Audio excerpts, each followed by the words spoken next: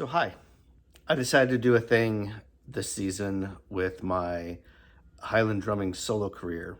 I've decided to document this season and kind of create a playlist and chapters, and maybe at the end I will do this whole documentary thing. I'm not that important, but I just want to try this YouTube thing out and just document everything.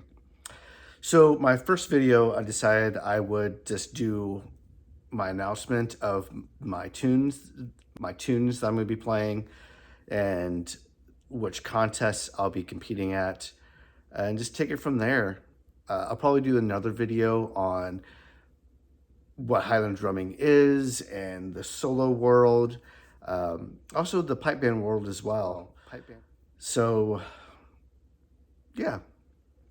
My first event is the MSR, which stands for a March Stress Bay in a Reel. My march is going to be Hugh Kennedy. My Stress Bay is You of the Cricket Horn.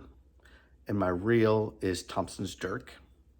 I'm also competing in the 6/8 competition. It's a 6/8 march. My 6/8 march is going to be Donald McLean of Lewis. Very fun march to play. So yeah, those are my tunes. Let's talk about how I prepare for soloing. Well, first of all, I have a practice pad, obviously, and I'll go through my setup here. My practice pad is an off-world percussion drum pad with a generic Amazon tripod. Then my sticks that I use are the Steve McWhirter Andante sticks, and I tape them up with the Ahead tape. This is my left-hand stick. This is my right-hand stick here. The reason why I tape up my sticks is it gives me some comfort and gives me a little of grip action, if you will. I do I go through 2 sets of these sticks a season, and I probably regrip these probably after every contest, just to keep them fresh and feeling good in the hands. These look really bad. These are my practice sticks that I just clunk around with. But if I'm actually going to practice for my solo competition, I will use the sticks that I'm going to use. And depending on how much I practice, I probably have to retape those as well, depending on how much I practice. So my practice routine is usually, a good 5 minutes of warming up, getting the hands ready, doing a lot of single stroke rolls. Highland drumming is very single stroke roll-y-ish. You have to keep those nice and open. Lots of crush rolls as well. So do some roll exercises to get the hands nice and warmed up. Then I just go through some effective practice techniques. I hit the spots of my tunes where I'm struggling or on the struggle bus a lot. I hit those first and see if I can work out the mechanics with those and get the technique truly down. I do that for a good 5-10 minutes, and then I just do a couple run-throughs, see where my baseline is for that day. And the goal is obviously to get better with every single practice session and get to a point where it just comes naturally. It's just all muscle memory.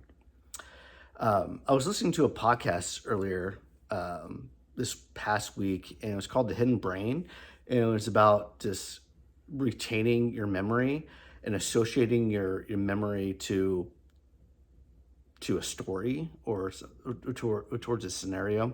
And I was trying to relate this a lot to what I do to try to memorize music, whether it's for solo competitions or for band competitions. And yeah, I rely, for my solo contest, I rely heavily on the pipe tune recordings and knowing exactly which beat falls on whichever embellishment the bagpipes are making at the time.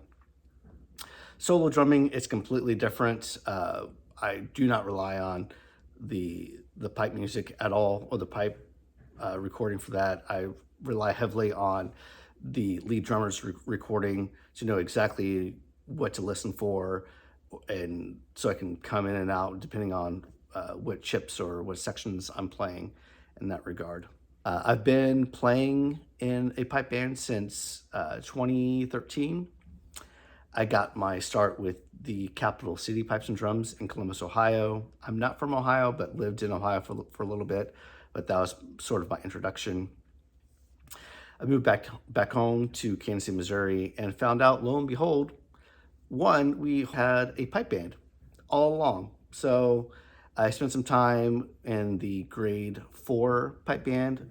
Actually was the lead drummer for one season, and then the band kind of fell apart.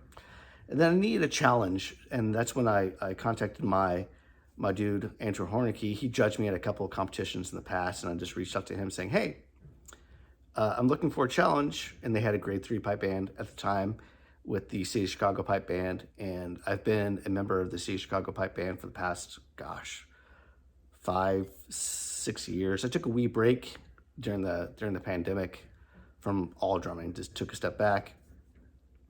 And then I got back into it towards the latter part of 2021. And I decided, hey, I've been grade 3 for a little bit. I decided to, push myself this season and really get out there and get after it and see if I can, upgrade to grade 2 and solos. With City of Chicago, I did play in their grade 3 band. We went to the Worlds, 3 years in a row. Or is it 2 times? I can't remember. But played in the grade 3 band for a few seasons, if you will. Then, like I said, took a sabbatical, took a step back from pipe band. And during that, the grade 3 band got upgraded to grade 2, which is fantastic for them. Awesome. But the funny thing is about being a long distance player, somebody who lives in a completely different city or town or whatever, and travels up to Chicago once a month, competing in grade 2 would have been a huge undertaking, to be completely honest. I was struggling a little bit in a latter part of my grade 3 years of work, kids, life, and then going up to Chicago once a month just to bang on a drum. So I decided to take a step back, and I joined their grade 4 band, so playing down, which has been fantastic. It's been awesome. Still a great organization, great group of drummers, and it's been fantastic. I also convinced my wife as well to play in the grade 4 City Chicago Pipe Band. She spent 12 years of her life in band, but never played an instrument. It's real for you. Can you guess what she did? If you guess color guard, you're exactly correct. Yes, in high school and college, she marched color guard. So she twirled a flag, tossed rifles, cut people to saber. She did that. I was like, hey, there's a correlation between the flourishing of a tenor drummer and in flags. Why don't you give this tenor drumming thing a try? She went out for the very first time this past season and completely killed it. At least 2 out of the 3 competitions, she was part of the best midsection in the City of Chicago pipe band world, and out of all the grade 4 bands, they got best midsection. 2 of the 3 competitions. First season out. It's flipping fantastic. And she's gonna do it again this season with the grade 4 band along with me. So yeah, we have a great time traveling up to Chicago once a month. It's fun. It's great. So in order to be upgraded to a higher grade, you have to kind of prove or show your advancement with playing in and doing well in these contests. When I was upgraded to grade 3 from 4 to 3, I submitted an application to the Midwest Pipe Band Association saying, hey, these are the contests I played. Here's my placements. They were all firsts.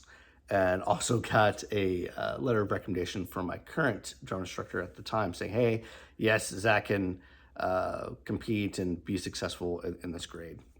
Submit it to the music board, and they're like, "Yep, cool. You won our contest. Here's an awesome letter of recommendation from your drumming instructor. Yeah, we'll upgrade you to grade 3." So hopefully I can repeat that process this season and be upgraded to grade 2.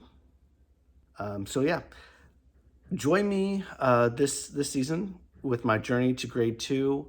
Hopefully it's a good one and very successful. I'll be posting all my runs on my channel as well as the results. Fingers crossed, or that are all first, and I can convince the music board to upgrade me.